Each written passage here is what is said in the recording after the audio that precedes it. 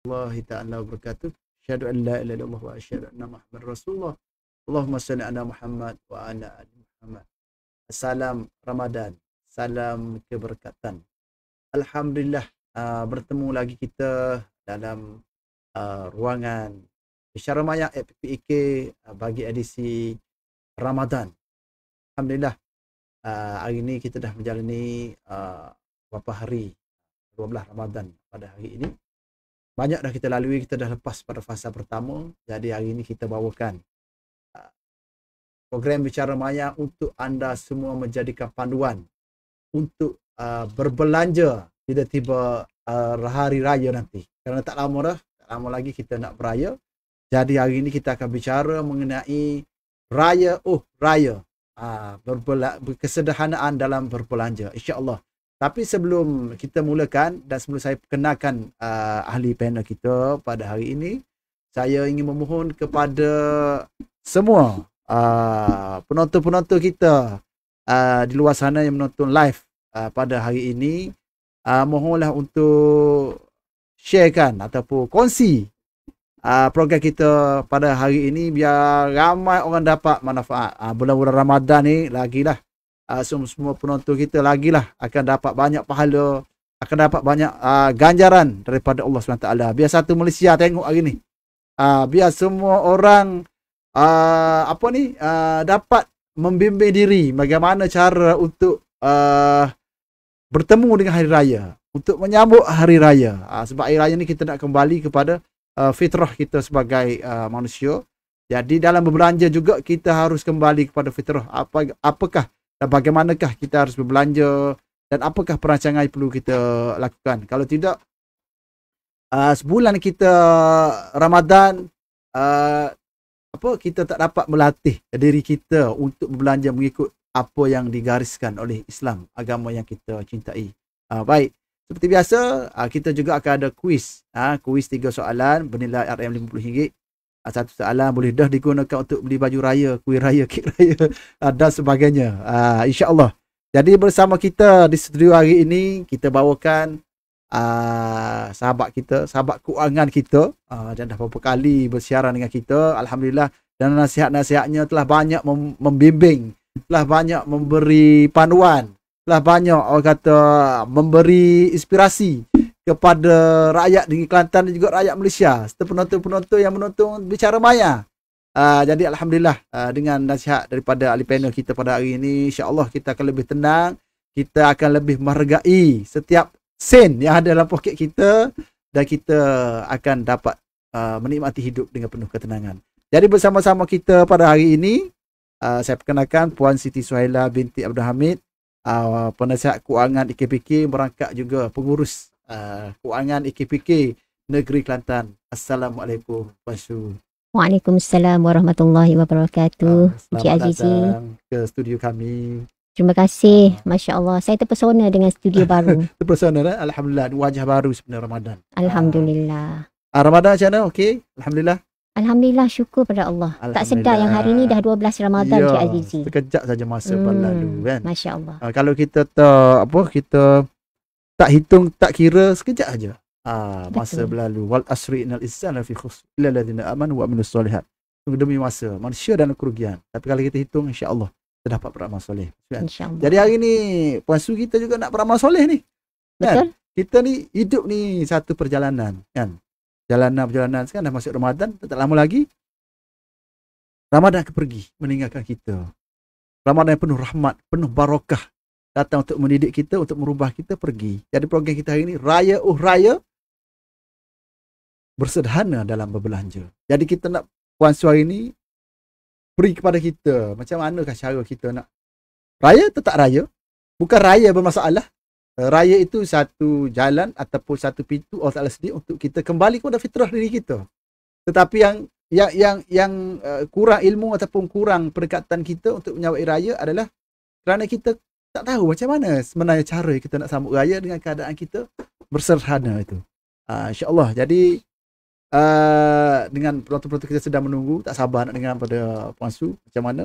Jadi saya pertamanya minta Puan Su beri secara umum dulu raya bersederhana dalam berbelanja. Macam mana pandangan Puan Su sebagai seorang penasihat AKPK? Kalau orang pergi, Puan Su nak cakap apa tentang bersederhana dalam berhari raya ni, supaya hari raya kita ni gembira, sambut tetap gembira. Sebab kadang-kadang orang kata gembira ni boleh beli baju baru, beli, betul ke? Sebenarnya dalam sunnah tak ada, pakai pakaian yang terbaik.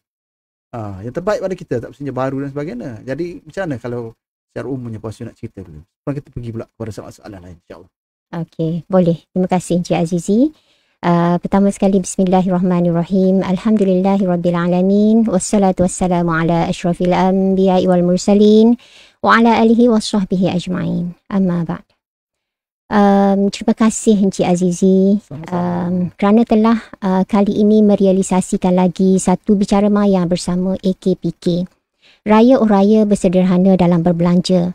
Sebelum itu saya nak beritahu yang saya Siti Suhaila Abdul Hamid, Ketua AKPK Negeri Kelantan. AKPK tu nak refresh sikit lah kan. Semua orang dah tahu AKPK kan, Agensi Kaunseling dan Pengurusan Kredit yang ditubuhkan oleh Bank Negara Malaysia 19 tahun lepas, dengan misinya untuk memperkasakan individu dan juga usahawan dalam menguasai keuangan mereka. Dengan cara penggunaan kredit yang bijak ya. AKPK menerusi mandat yang diberikan oleh Bank Negara. Kami memberi pendidikan keuangan melalui modul-modul keuangan, dan juga jika dipanggil oleh jabatan-jabatan kerajaan dan swasta, juga organisasi, juga institusi pengajian tinggi. Dan yang keduanya ialah nasihat keuangan, di mana kami berikan nasihat keuangan percuma Cik Azizi. Katakan nak beli kereta, datang kepada AKPK, beritahu puan boleh ke nak beli kereta. Kita pun bagi nasihat dan pandangan. Nak dengar tak dengar perkara kedua, perkara pertamanya datang dulu, dapatkan nasihat percuma. Yang ketiganya program pengurusan kredit, di mana individu atau sesiapa sahaja, tuan-puan di luar sana yang tidak mampu atau rasanya sekarang ni tak boleh nak bayar hutang yang dibuat dengan bank di bawah kawal selia Bank Negara, boleh datang ke AKPK, kita struktur, kita tarik tempoh bergantung kepada baki yang ada di ketika itu, dan itu adalah percuma. Masya Allah, tabarakallah. AKPK tidak pernah melantik ejen. Baik, kita kembali kepada raya-raya kesederhanaan dalam berbelanja. Cik Azizi, sedar tak sedar, perasan tak kita yang Ramadan kali ni terlalu unik. Kita bermula puasa di bulan Mac, bulan 3 Ramadan 2 Mac. Dan kita raya di akhir Mac. Dalam satu bulan kita berpuasa dan kita berhari raya. Sangat unik ya. Dan tahun 2025 juga merupakan tahun yang begitu mencabar dari segi keuangan, di mana dia sekaligus tahu datang. Kita buka sekolah hari tu Cik Azizi. Lepas tu perbelanjaan kita untuk menyambut Ramadan hari tu. Biasa peti kita kosong Cik Azizi. Bila nak mula Ramadan ni kita penuhkan peti. So banyak berbelanja di situ. Yang ketiganya ialah Aidilfitri yang bakal tiba. Topik kita hari ni lah. Mesti banyak belanja yang diperlukan. Dan lain-lain perbelanjaan sampingan yang datang lah Cik Azizi. Kita perlu bersedia. Bersediakah kita, tepalkah keuangan kita untuk keluar belanja-belanja tersebut dalam satu masa yang singkat? Jadi, bila kita cakap mengenai bersederhana ialah secara orang kata sedikit lah Cik Azizi, sebelum kita pergi pada topik kita yang seterusnya, soalan-soalan kita. Bersederhana ialah kita elakkan pembaziran. Orang kata kita nak berbahagia, nak bersama orang-orang yang kita sayangi di hari raya. Bukannya kita nak selepas itu menanggung hutang yang berlanjutan, yang tiada sudahnya, yang memberi tekanan kepada kita di kemudian hari. Na'udzubillah min zalik. Jadi itu maksudnya bersederhana tadi. As long as selagi pada hari raya tersebut kita boleh gembira, kita boleh menggembirakan orang lain, bersederhanalah. InsyaAllah dalam masa yang sama kita dapat keberkatan, keuangan kita pun sejahtera, dan kita boleh bergembira pada hari raya dan selepas hari raya. InsyaAllah. Betul tak Cik Aziz? Setuju tak dengan saya? Setuju. Alhamdulillah. Kadang-kadang lepas hari raya poket kosong. Macam lagu raya tu kan. Raya apa, bila tiba hari raya tu kan. Jadi lepas hari raya nak punya duit, nak sebagainya tak cukup kan. Betul. Maksudnya kita fokus gembira pada hari raya sahaja. Kita tak ingat yang selepas itu. Gaji lambat lagi. Betul. Jadinya Puan Su, kalau kita tengok pada apa yang kita hadapi, bila Puan Su beritahu tu dengan anak sekolah kan. Anak sekolah baru pokok pun banyak keperluan kan. Beli baju, nak beli sebagian bayu, orang buku dan sebagainya. Situ pun kita perasan kalau tak, maknanya kita perlu pada perancangan semua kan. Lepas tu masuk pula bulan Ramadan. Bulan Ramadan ni semua benda tu, kalau kita pergi pada hari 2 hari sebelum Ramadan tu, jalan jam, supermarket penuh. Maknanya barang tu hok ni borong, hok ni beli. Seolah-olah macam tiada lagi esok hari. Seolah-olah orang kata tak ada lagi barang sampai. Jadi mindset kita dan orang kita lah kan. Jadi Puan Su, bagaimana kita apabila kita harus ambil satu tindakan untuk berfikir dalam perkara ni. Sebab step mula-mula dalam kita nak berbelanja ni mesti kita fikir. Okay, kita fikir. Jadi macam mana Kak Su kita harus ada satu thinking yang betul untuk berhadapan dengan semua perbelanjaan yang kita kata pupus tepat begini.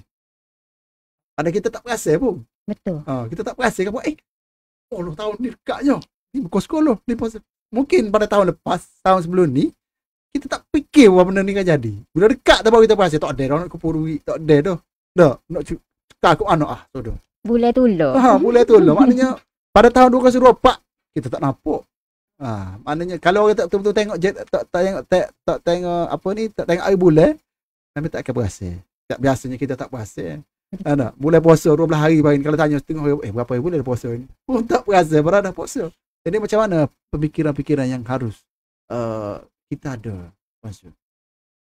Dia saya selalu sebut bila pasal keuangan ni kan, pengurusan keuangan berhemat ya. Jadi apa-apa pun urus. Saya pilih, kalau AKPK kita selalu keluar dengan tagline, saya pilih untuk urus. Kenapa pengurusan sangat penting dalam keuangan? Sebab tu adanya kata-kata, orang kata pujangga dalam keuangan. Dia cakap gagal merancang adalah merancang untuk gagal. Sebab tu mesti ada perancangan. Perancangan yang pertamanya ialah bila kita cakap pasal raya, kalau kita dekat kampung ni Cik Azizi, memang kita dah ada ni lah kampung kita. Kita tak balik kampung dah. Betul. Tapi kalau orang yang balik kampung macam mana? Maksudnya dia kena rancang perbelanjaan dia dari segi sebelum balik kampung. Servis kereta. Apa jadi kalau penuh kereta tengah jalan? Betul. Jadi banyak kos. Jadi baiklah servis hawa-hawa. Yang keduanya mungkin minyak, orang kata apa, tukar minyak dia. Selalu kalau kereta jalan jauh kena tukar minyak itik dia. Betul. Tukar minyak itik siap-siap. Dan juga tol.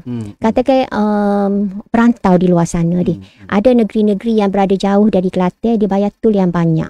Jadi untuk bayar tol tu memerlukan perancangan dari awal sebenarnya. Duit tol, orang kata letak tepi, letak suku siap-siap dah. Duit tol dia. Supaya masa nak balik tak ada lah kita keluar kabut, tak ada duit, tak boleh balik, terpaksa batalkan dan sebagainya. Na'udzubillah. Yang keduanya ialah bila kita cakap pasal balik kampung tadi. Yang kedua, bila balik kampung pula, kita berkumpul bersama sanak saudara kita. Sekali-sekala jumpa saya-saya dia. Betul. Bila berkumpul biasanya gapo kita buat Cik Azizi? Kita makan sama-sama deh. Kita bertanya khabar. Tapi makan ni yoga tu ni air macam-macam jenis air sebab kita suka kumpul. Deh. Jadi kita juga mungkin sediakan juadah yang banyak. Perlunya perancangan keuangan di situ. Yang ketiganya satu lagi ialah ziarah ke rumah saudara ataupun jiran tetangga. Raya deh, kita kena menziarahi. Itulah konsep raya deh. Kita kena rapatkan hubungan persaudaraan dalam Islam kita ni. Ziarah jiran paling penting. Lepas tu jauh sikit lama kita tak dengar khabar, ginanya khabar ziarah deh. Masa ziarah mungkin kita nak bawa sekut gaya ke, ataupun dia mau mari rumah kita nak hidayah sekut gaya, nak ubi duit gaya orang mari rumah deh. Budak-budak mesti duit raya. Mari rumah duit raya. Betul. Kita kata tak banyak mana kita beri, tapi sukanya boleh duit raya tu lain. Istimewa dah hari raya. Sungguh. Cik Azizi kita orang tua ni pun deh. Kalau pok saudara kita hok lagi tua daripada kita, duit raya 10 riyal je pun. Tapi suka dia lain cerita. Perhargaan kan? Berharga sangat duit raya tu. Tapi masa kita kecil dulu, masuk ke? Raya, ingat duit raya je. Ingat duit raya je deh. Alon ni pun ayatnya sukanya di hari raya dapat duit raya. Kesukaan tu yang kita nak bagi. Jadi perlunya perancangan. Kita kena rancang siap-siap tu.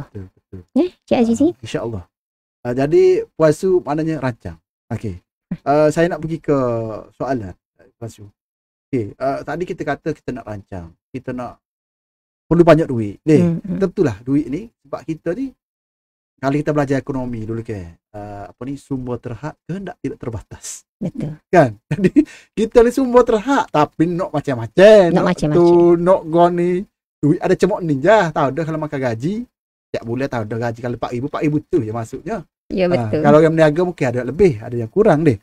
Jadi mana kita nak dapatkan sumber keuangan untuk sedia raya yang mungkin kita tak nampak. Mungkin mana lagi aku nak cari sumber kewangan dalam keadaan kata-kata loan ini sepuk ni sebab mari ngejut ini ni. Mungkin kita boleh macam mana Kak Su yang sumber kewangan yang kita kata boleh menampung belanjaan kita, dia juga tak boleh bahaya pada kita depan hari. Kita tak siap kadang-kadang pergi jumpa penghalu. Contohnya okay. Nauzubillah. Boleh selesai masalah semasa tetapi berbahaya. Jadi kita nak kalau boleh puas kepada kita mana nak cari sumber-sumber kewangan ni yang untuk kita persediaan raya dan juga apa-apa benda yang kita perlu guna duit tetapi ianya selamat untuk kita. Maknanya kita jenis tidur malam walaupun kita pergi guna apa-apa sumber pun jenis tidur pas. Okey, baik. Cik Azizi, dia macam ni. Sumber keuangan kita biasanya apa yang kita selalu buat setiap bulan simpanan. Okay, memang simpanan ni kita memang tahu yang sekurang-kurangnya 10%. Kita allocate, kita agihkan untuk simpanan. Konsep duit macam yang saya selalu beritahu di bicara maya kita sebelum ni. Konsep duit bila masuk je dalam akaun kita, sipir dulu baru belanja. Tak ada dah buah lama hok masuk duit belanja lebih baru sipir. Hok tu tak ada dah. Loan ni dan akan datang duit masuk sipir sikit belanja. Sikit lebih daripada belanja sipir pula. Untuk kecemasan. Dan untuk kecemasan ni perbelanjaan raya ni kita boleh ambil daripada simpanan tadi. Ada orang dia simpan 10%, ada orang dia simpan 20, 30. Ada yang sekarang ni ada yang simpan 40%. Lepas Covid dia kata pentingnya untuk ada simpanan yang banyak. Mungkin sedar. Tapi apa pun simpanan tu jangan sampai memberi tekanan.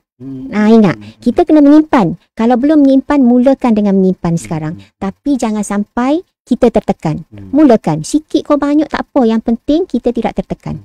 Jadi katakan kita mulakan dengan 10% setiap bulan.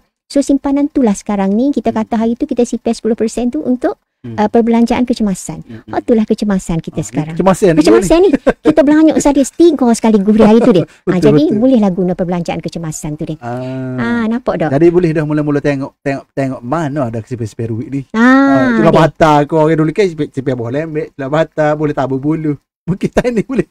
Mana siling-siling Cik Azizi dia. Kan, saya selalu kalau pernah pergi event AKPK dia ada challenge, orang Kelantan panggil challenge dia tulis AKPK dia. Lepas tu kat rumah saya ada challenge dia. Challenge tu saya beri ke anak. Lepas tu ada orang belilah dan hadiah dan sebagainya. So dari challenge tu penuh dah duit shilling. Tanya-tanya macam ni. Mungkin kita ibu bapa kita tak boleh nak spend lebih dah ke dia. Habis dah limit dah. Baju yang dia nak tu mungkin limit dah dengan bajet yang kita buat dia. Jadi dia nak lagi selebihnya. Jadi dia boleh gunakan duit sendiri. Shilling yang dia simpan tadi boleh tukar di bank. Nampak tak? Betul. Maksudnya bukan simpanan yang 10% kita tolak gaji juga. Kita boleh juga bincang dengan keluarga. Mungkin kalau anak-anak juga dia raya sekali ni kita nak mikir kasut dia pun buruk dah. Tapi macam mana ni belanja kita terhad sekarang ni sebab hari tu 2 belanja dah telah keluar. Jadi kita boleh macam tu. Apa kata abang guna duit abang dulu. Nanti bila papa dah ada duit lebih, papa ganti balik. Contoh. Dan yang keduanya Cik Azizi, tadi simpanan dia. Keduanya masa ni kita ada kredit card. Kita nak guna kredit card. Kini di sinilah kita nampak kelebihan kredit card tu sebenarnya. Kita boleh guna kredit card sebab apa? Kredit card ni sebenarnya satu pembelian yang kita buat. Dia sebenarnya pinjaman. Tapi sekiranya kita bayar balik sebelum tarikh tamat dia. Dia menjadi satu pinjaman tanpa faedah. Betul. Tapi dia ada consequences. Dia ada akibat dia. Akibat dia ialah sekiranya individu di luar sana, tuan-puan semua, sekiranya tidak ada pendapatan yang cukup untuk bayar balik pinjaman kad kredit sebelum tarikh akhir, tak boleh buat. Tak boleh buat guna kad kredit. Maknanya tu lampu merah tak boleh. Tak lampu merah. Apa? Sebabnya kita guna kad kredit untuk pinjaman tanpa faedah tadi. Gaji lambat lagi masuk ni. Mungkin lambat lagi masuk atau mungkin gaji awal tapi kita nak beli loan ni baju raya ke anak tu. Contoh deh. Nak tunggu gaji lambat lagi. Lambat lagi deh. Jadi kita boleh guna kredit card. Kredit card dulu. Bila masuk gaji kita bayar penuh. Jadi Kak, menyebabkan kita tak membuat pinjaman, tak ada denda dan sebagainya. Jadi yang orang kata bermasalah bila guna kredit kad ni, tak bayar semua sebenarnya. Tak bayar semua. Tak bayar semua. Niat nak bayar. Siapa bil tak bayar. Dia bayar minimum. Bayar minimum. Tu yang sebenarnya bila bayar minimum, dia tak bagi kelebihan kepada customer. Dia kena bayar penuh. Contoh sini bila kita kata guna kredit kad tadi, kad kredit tadi, bayar penuh sebelum tarikh akhir dia. Jadi menyebabkan customer tu sebenarnya dia buat pinjaman tanpa faedah. Betul. Dia ada tempoh 14 hari ke? Tengok. Dia ada tempoh dia lah. Dia. Lebih kurangnya dia. Lepas tu bila kita buat pinjaman tu sebenarnya kita guna kad kredit tu sementara tunggu gaji kita masuk dia. Bila kita bayar lagu tu, kita sebenarnya telah menjaga skor kredit kita. Jadi kat in future katakan kita nak buat kita nak buat pinjaman dengan bank. Pendapatan kita okey versus komitmen kita okey pendapatan kita. Jadi kak kita nak buat pinjaman lain dengan bank, skor kredit kita baik, so kita boleh buat pinjaman dengan bank, mudah nak lulus. Tengok kita ni jenis bayar hutang ni. Jenis pandai bayar hutang. Tidak culah. Orang kata dia. Jadi yang seterusnya ialah kad kredit satu laginya ialah kalau kita jaga dengan baik, kita berdisiplin dia. Kita boleh ambil kelebihannya, dia ada hadiah-hadiah dia. Kadang-kadang kalau loan ni dia ada cashback dan sebagainya dia. Jadi boleh ambil kelebihan tu. Tapi ada juga kekurangan dia, kena beringatlah kekurangan dia. Jangan jelaskan bayaran balik sebelum tarikh akhir. Tu sifir dia kalau nak guna. Tu pertama sekali sebelum tarikh akhir dia. Orang kata sebelum deadline lah. Lepas tu jika kita perlu guna juga kredit kad untuk belanja sekolah anak-anak kita sebelum ni, pastikan kita bayar habis dah tu, baru kita buat balik, guna balik untuk perbelanjaan raya. Orang kata apa? Tidak overlap. Maksudnya kita tak overspending.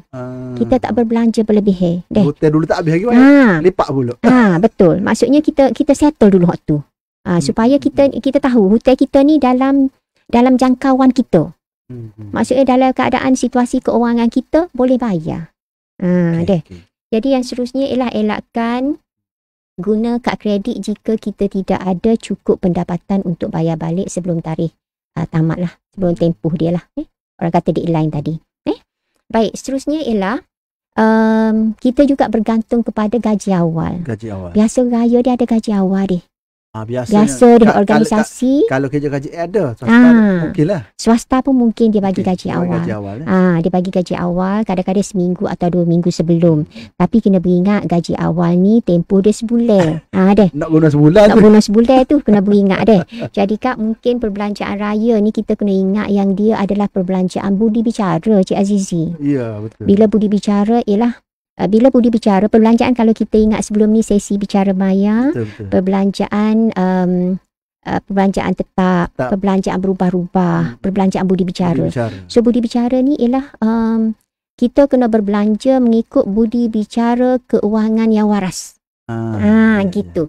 Jadi kat kita kena gunakan gaji awal kita tu untuk belanja raya, untuk keperluan dan sedikit penjimatan kalau ianya untuk kehendak tadi tu. Budi bicara tadi. Maknanya kalau boleh saya beritahu sini makna macam kita nak beli biar ada 3 quotation lah contoh. Ada 3 sebut harga ke macam ni kan. Betul. Maksud penjimatan di situ betul sangat Cik Azizi. So bila kita tengok kita nak belanja tu kita orang kata buat survey dululah. Kedai ni mungkin 100. Kedai yang sama, kualiti yang sama, mungkin corok lain sikit, mungkin RM50 contoh. Ataupun kedai satu lagi RM80. Pilih mana yang suit kita. Kat situ harga bukan yang utama dah. Yang penting keperluan kita dipenuhi dan juga dalam masa yang sama perbelanjaan raya kita tidak terbabas. Dan seterusnya ialah kita kena pastikan belanja raya kita ni tidak mengganggu perbelanjaan harian kita. Maksudnya bila gaji raya tu kena ingat kita nak bayar duit api, duit air, mungkin kalau duit sekolah anak bulanan ke, contoh. Takut lepas beli pakaian raya ke apa semua, anak pergi sekolah tak ada duit sekolah. Masya Allah. Tak say lagu tu lah insya-Allah.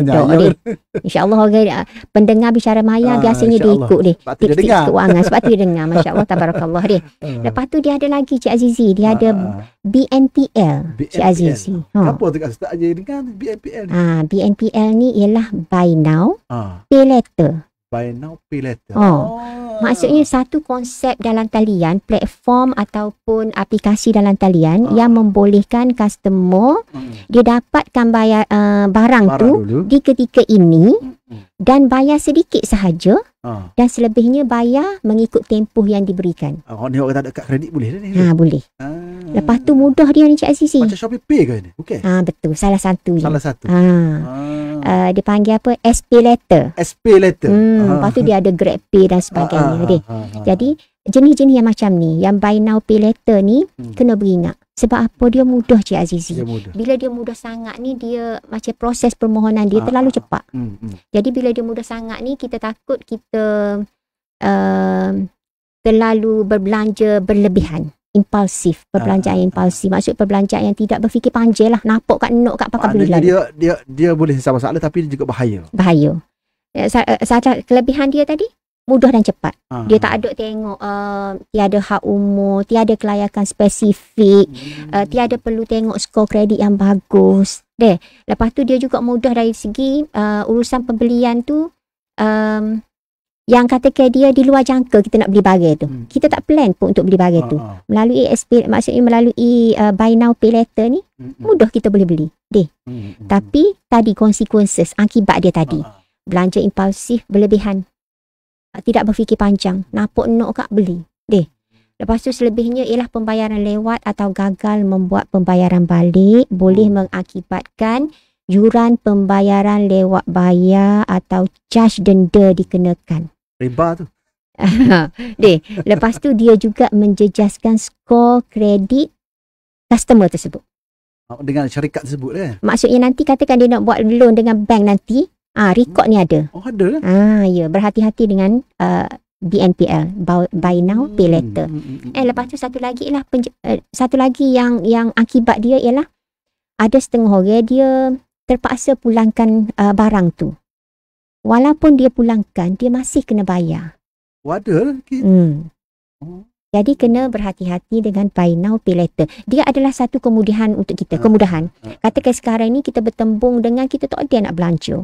Ada keperluan yang kita perlu beli melalui keperluan untuk raya kita. Kita perlu beli melalui BNPL ni. Beli tapi kena ada perancangan. Katakan dia kata biasanya 3 bulan kena boleh. Biasa. So, kita kena rancang. Betul ke? Satu ni kita boleh bayar dalam tempoh 3 bulan atau 6 bulan tadi. So meaning komitmen dalam tempoh tu tak boleh bertambah sebab kita nak bayar ni.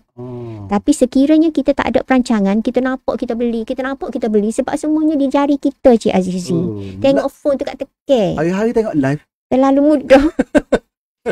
Jadi kena hati-hati Kena ingat suka hari ni mesti suka juga esok hari. Bahagia hari ni mesti bahagia esok hari. Kita tekan kita nak beli barang tu, kita sangat bahagia kita boleh beli, kita ada kuasa beli yang tinggi tapi besok hari adakah kita bahagia? Kena beringat. Wayak saya beli dah. Beli dah. Ada boleh dah kita Siapa ada main? Ya. Lepas tu kalau saya boleh wayak juga, pinjaman lah last sekali Cik Azizi Pinjaman. Sebenarnya pinjaman ni paling tidak digalakkan lah. Personal loan ni maknanya? Maksudnya katakan dia untuk menghadapi raya ni tak ada duit boleh buat pinjaman. Sebab kalau sebelum ni data yang kita dapat ramai orang buat pinjaman sebelum raya. Personal loan dengan bank ke? Personal loan dengan bank. Personal loan dengan bank. Ya. 10 tahun bayar. Tapi dia ada tapi dia jika keperluan mendesak dan perancangan keuangan yang rapi kita mesti buat sebelum kita mohon pinjaman tu. Kena ada perancangan. Kita nak buat apa-apa sebab tu dalam keuangan ni gagal merancang untuk gagal. Nak buat pinjaman pun kena rancang. Sebab macam mana nak bayar, boleh kau bayar, perancangan. Kena tanya pihak bank betul-betul berapa interest, berapa kena bayar bulan ni. Tengok pula kita layak atau tidak. Kita kena tengok kalau katakan kita orang bekerja makan gaji. Adakah pastikan jumlah pinjaman yang ingin kita buat dicampur dengan pinjaman sedia ada tidak melebihi 40% daripada gaji bersih kita. Lebih 40%. Ya. Ada kalau gaji 1,000 tak lebih 400 lah. Kena kira Cik Azizi nak tahu kan kira dia? Kira. Dia ada kalau nak tahu, katakan nak buat pinjaman lepas ni cek 40% tu gana dengan mengira dia panggil nisbah hutang kepada pendapatan. Selalu nak buat pinjaman ke gapo tengok nisbah lah ni hutang kita kepada pendapatan kita gana. Dianya ialah pembayaran balik bulanan kita setiap bulan tu, total jumlah dia, bahagi dengan pendapatan bersih kita, darab dengan 100%. Dia akan keluar berapa peratus lah. Katakan peratusan yang keluar tu Cik Azizi, dia keluar di bawah 30%. 30%. Amat baik. Boleh teruskan untuk meminjam. Bawah 30. Ya. Tapi sekiranya yang dia keluar tu 30 hingga 45%. Jadi ni baiklah kita kata deh. Baiklah, tapi masih perlu fikirkan perlu atau tidak deh. Katakan dia ni keluarnya 40 hingga 90%. Itu adalah kurang baik. Kena bertenang dulu. Dan seterusnya sekiranya peratusan yang keluar tu lebih besar daripada 90%, sangat bahaya. Yang tu tak boleh sedut pinjam lah. Bahaya dah, genting sangat dah masa tu. Sebenarnya kalau kerajaan sendiri tak boleh lebih 40% lah Kalau 40% tu sebenarnya signal dah. Kena bertenang dulu. Jangan meminjam lagi. So maknanya kalau atas taruh tu boleh dipertimbangkan lagi. Kalau katakan bila kita buat percentage kita saat ni, bila kita tengok berapa komitmen kita bulanan kita, bahagi dengan pendapatan bersih kita loan ni, darab dengan 100%, tubik lah contoh, tubiknya 40% tubik. Dia sebenarnya duduk di skala baik lah. Skala baik. Tapi yang tu memerlukan budi bicara yang waras dalam keuangan. Sama ada kita nak teruskan atau tidak. Tapi kita kena ingat maksudnya kita mungkin ada risiko benda masa depan kita tak tahu. Betul. Kalau contoh kita kira-kira tubik 40. Tapi kita tak menjaga depan hari ni mungkin ada masalah ke apa. Kata rosok ke apa-apa keperluan anak belajar. Kita tak tahu. Betul. Maknanya kalau 40 ni tak selamat lagi lah. Kalau saya lah. Maknanya 30 tu luah lagi 10%. Luah lagi. Rasa lega lagi. Kalau nak ambil halus dah. Sebab tu bila kita kata perlukan budi bicara keuangan yang waras tadi. Kenapa? Sebab hanya kita yang tahu kedudukan keuangan kita deh. Maksudnya dia macam mana? Katakan di ketika kita tak ada duit, kita ada backup tak belakang kita. Backup macam mana? Simpanan kita berapa persen lo ni? Ada nebula tu. Ada tak nebula gaji simpanan kita? Simpanan kita ada di satu bank atau 2 bank. Katakan simpanan kita pun dah sedikit lo ni. Adakah mungkin kita ada buat pelaburan yang dijamin oleh kerajaan yang setiap tahunnya kita dapat sedikit dividen dan sebagainya, boleh membantu kita di ketika kita tak ada nak bayar, contoh. Ada tak? Sebab tu saya selalu katakan keuangan kita hanya kita yang mengetahui. So loan ni atas kertas. Selebihnya budi bicara keuangan yang waras tadi yang kita perlukan untuk menentukan sama ada kita boleh membuat pinjaman atau tidak. Kita perlu berapa ada reserve kita punya, ada berapa bulan gaji? Dia gini, katakan hok selamatnya, katakan diberhentikan kerja, contoh. Kena ada nebula dalam simpanan. Nebula gaji. Kalau kita hok moleknya dah kita kata, kita kecil moleknya. InsyaAllah maknanya kalau kita gaji 5,000 kan ada 30,000 lah. Lebih kurang. 30,000 dia nak cover balik. Barulah kita selesa untuk katakan diberhentikan ke apa na'udzubillah min zalik. Maksudnya kita kecek sekiranya berlaku. So kita ada nebula tu molek. Kalau ada lebih lagi molek lah.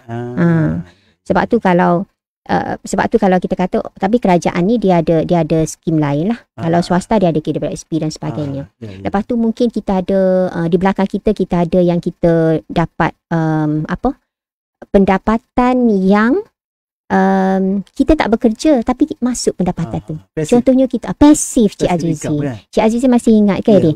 Pengurusan aliran tunai dia ada pendapatan elemen dia ada elemen pendapatan dan elemen perbelanjaan. Elemen pendapatan dia ada 2 di bawah tu, iaitu pendapatan pasif dan pendapatan aktif deh. Pendapatan aktif ni kita hari ni lah kita hijau kita dapat duit deh. Kita tak hijau tak dapat lah. Tapi yang pasif ni kita tak hijau, kita ada umur ya contoh. Kita hijau yang kita hijau hari-hari ni, kita hijau lah gaji kita katakan 10,000 tu lah deh. Tapi kita ada juga yang pasif, iaitu masuk setiap bulan rumah sewa kita, contoh. Ataupun masuk setahun sekali dividen kita, contoh. Waktu pendapatan tu yang orang lain tak tahu, kita tahu yang akan memberi guidance kepada kita sama ada kita boleh teruskan pinjaman atau tidak. Nak mudah lagi, Tujuk dengan puasa lah. Nak mudah lagi lah deh. Boleh datang sekiranya kata kegi nak pergi puasa tak ada deh. Pegawai AKPK ramai di sana. InsyaAllah pegawai kami bertaliah boleh bantu. Maknanya kalau tak erti nak mikir, tak tahu. Boleh. Ya Allah. AKPK dulu tak? Boleh datang ke AKPK, bawa IC. Nak jumpa penasihat keuangan kita. Itu yang terbaik. Percuma sahaja. Masya Allah, tabarakallah. Sekarang ni memang kita nak gitu. Kita nak peranan tu. Jadi datanglah nak beli kereta. Puan, saya ada lebihan tunai dalam tangan ni 500. Kereta saya 300. Boleh ke saya nak teruskan hasrat nak beli kereta? Contoh. Boleh, kami bagi nasihat percuma. Boleh datang ke AKPK. Kalau di Kota Baru, Cik Azizi, lo ni, itu saya kata DP Pavilion deh. Lo ni DP Grand Renai Hotel. Oh, Grand Renai. Ya. Sebab Pavilion duduk dalam, tak nampak dulu. Betul. Dia renovate tu kan. Betul. Jadi boleh datang Ahad hingga Khamis, 9 hingga 4.30, 1 hingga 2 kami rehat mentah. Saya nak 1 pukul 2 rehat lagi. Untuk semaya gapo lah seni. Boleh buat temu janji lah dulu kan. Boleh buat temu janji ataupun nak datang walk in pun tak apa. Tak ada masalah. Okey. Tu dia penonton kita banyak kita dengar ini. Sebab bahagian pengurusan keuangan ni walaupun kita kata dengar biasa tapi kita kena sentiasa dengar. Betul deh. Kita ni sebagai manusia pun juga kita kena selalu diingatkan. Sebab itulah kita tengok kita Islam 5 kali sehari disuruh solat. Sungguh 5 kali sehari diazankan untuk ingat kita semaya weh. Semaya tu. Jadi panggil royak. Kalau tak royak tak ingat nak semaya kita. Sungguh. Mungkin subuh kita ingat. Zuhur dah hijau tak ingat tu. Sungguh sampai nak klik. Tu tak semaya lagi. Asal tak semaya lagi. Deh. Masya-Allah. Okey. Ada soalan kita raikan terus lah. Boleh.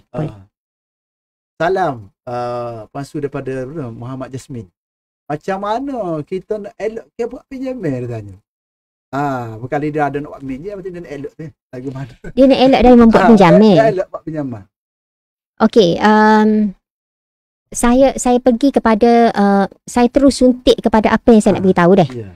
Jadi terima kasih Encik Jasmine tadi. Okey.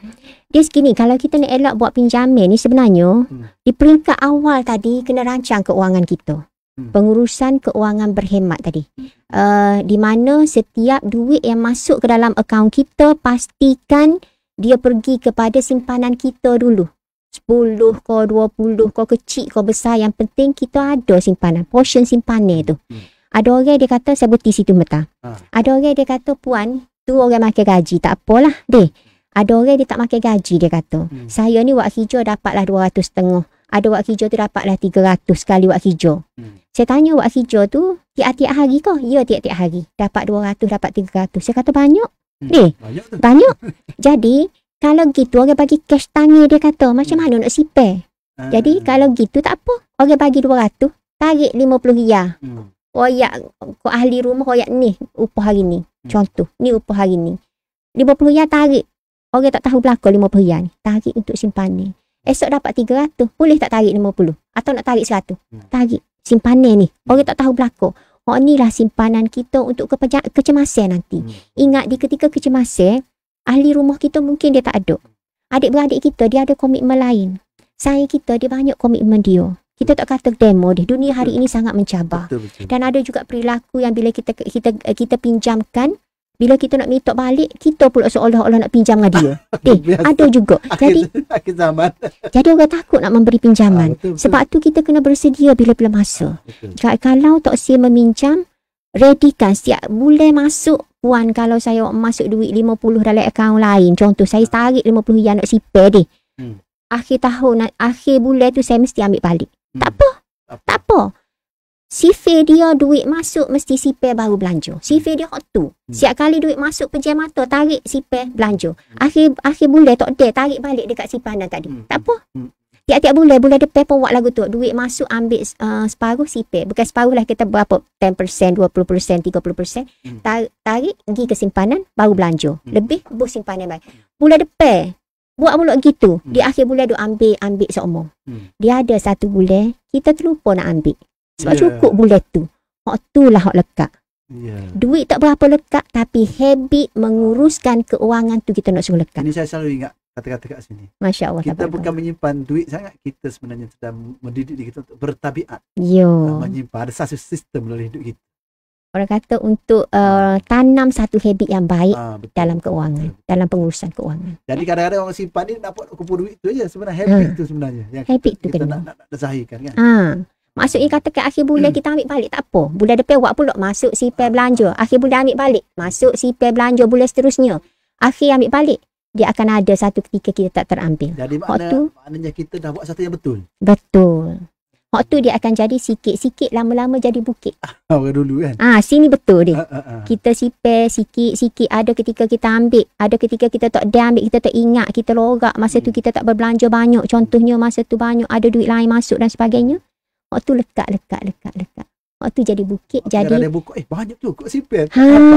waktu jadi penyelamat kita di ketika kecemasan dan kita tak perlu buat pinjaman. Jadi maknanya menjawab pada persoalan tu kita di mana kena perancangan awal lah. Kena ada perancangan. Perancangan kena buat bajet. Bajet. Okey Pasu, berkenaan bajet saya nak tanya sikit. Okey. Selalu orang kita ni tak buat bajet. Kan? Sebenarnya kalau kita ikut sebenarnya buat bajet ni sunnah. Sunnah Rasulullah sebenarnya dalam Al-Quran bagi tahu semua belanjaan kena rekod ni kan. Jadi ada orang tanya perlu kau kita ni buat bajet. Ada belanjaan duduk depan kita belakang tu. Lepas tu nak buat bajet tu pula siapa yang perlu kita libatkan dalam semua bajet? Semua orang perlu terlibat kau kita orang suami kita je kau kita kena tahu anak kita. Kau macam mana dalam proses kita nak buat bajet? Kita kata pertama perlu tak perlu buat bajet. Yang kedua macam mana kita nak buat, kalau kita nak buat macam mana kita nak buat bajet tu bajet yang sejahtera. Alhamdulillah. Saya suka mengatakan perlu buat bajet. Perlu buat bajet. Lebih-lebih lagi di ketika kritikal macam ni deh. Kritikal, 3 perbelanjaan serentak dalam satu masa yang rapat. Jadi perlu buat bajet. Kenapa? Bajet ni adalah satu cara yang paling berkesan dalam pengurusan aliran tunai. Dengan buat bajet, kita tahu kedudukan aliran tunai kita, kedudukan aliran masuk dan aliran keluar. Kita tahu sama ada kita ni setiap bulan kita ada lebihan atau kita defisit, kita tak ada lebih langsung malah terpaksa meminjam. Itu pentingnya bajet. Lepas tu adakah kita perlu berkongsi dengan orang lain? Saya berpendapat molek sebenarnya kongsi dengan anak-anak. Sebab saya selalu beritahu anak-anak kita ni, saya seorang ibu bapa, saya mempunyai ibu bapa yang pada peringkat awalnya tak ada duit. Saya sempat rasa waktu susah. Jadi saya menghargai duit. Contohnya, anak saya, dia dapat ibu bapa yang ada duit. Dua-dua bekerja, mungkin kerja apa. Lepas tu dia, dua-dua ada duit. Anak kita ni, anak kepada ibu bapa yang berduit, iaitu kita tadi. Jadi, anak ni mungkin penghargaan kepada duit, nilai duit tadi tak sama macam kita dulu. Anak orang susah peringkat awal. Tak biasa duit lagi susah. Jadi dia nak gapo kita ibu bapa bagi dia. Kita suruh duit kita ada, tak okey tak sibui ke anak dia, sia ke anak dia. Kita suka sembah hijau untuk dia juga dia. So kita bagi. So kita dalam masa yang sama kita perlu terapkan nilai duit tu. Demo ni menghargai duit tu. Kalau 10 sen, 20 sen menghargai. Jadi perlunya bajet tu kita kongsikan dengan mereka juga. Molek sebenarnya. Tapi dia banyaklah dia punya keterbatasan. Tapi mungkin sekali-sekala boleh kongsi supaya anak-anak tahu, oh, maksudnya tak lebih ni. Papa dah bajet banyak ni. Jadi kita pun kena ikutlah papa punya perancangan. Mungkin kadang-kadang kita tak boleh bagi tahu berapa sumber yang kita ada. Tak boleh bagi tahu. Mungkin kita perlu collect apa yang dia nak beli, apa yang nak ni, apa pertimbangan yang perlu buat dalam ni. Kan? Dalam bajet tu mungkin kita tak royak, okey gaji mak, contoh gaji mak 10,000, gaji abah 10,000, tak payah. Tak payah deh. Sebab kadang-kadang bila anak ni, bila dia tahu, dia akan luar-luarkan di sekolah dan sebagainya, bahaya. Tapi betul lah anak-anak hari ni ke, duk tanya. Betul. Mama gaji berapa, papa gaji berapa deh. Jadi saya rasa benda tu mungkin tak perlu diberitahu, cuma kita beritahu, okey duit masuk ni hak kita nak belanja. Perbelanjaan bulan ni papa boleh allocate, papa boleh sediakan sebanyak berapa. Perbelanjaan tetap, hak ni memang papa akan keluar. Perbelanjaan budi bicara banyak ni. Perbelanjaan sebelum tu perbelanjaan berubah-ubah banyak ni. So banyak ni lah budi bicara tadi. Hak kakak nak beli baju raya tu lah. Hak adik nak beli kasut raya tu lah. Hak abang nak beli songkok tu lah. Ni dalam perbelanjaan budi bicara ni lah. So banyak ni lah kita ada abang, kakak, adik. Jadi, boleh tak kita beli setakat allocation papa ni lah, contoh. So that dia tahu, oh sebanyak ni. Dia tahu limit dia. Ah. Kalau tidak, anak-anak sekarang ni tok kasut bola pun 500. Kadang-kadang anak dia pandai ke. Mari je nak wisap pun duit kata bikak ke. Betul tu. Tu kata-kata. Ayat-ayat lah ni dia. Abah kekeh je tak ke nak wisap pun nak habis duit mana. Jadi rasa kalau kita buat macam puasa bagi tahun ni, so anak-anak faham. Rasa kita kalau nak minta benda kita tak ada duit tapi kita belanja kan. Saya selalu terangkan di rumah. Sebab tu saya selalu cakap, saya bukan sahaja ceramah di luar. Di rumah pun saya ceramah. Pengurusan keuangan berhemat. Saya cerita ke anak-anak saya.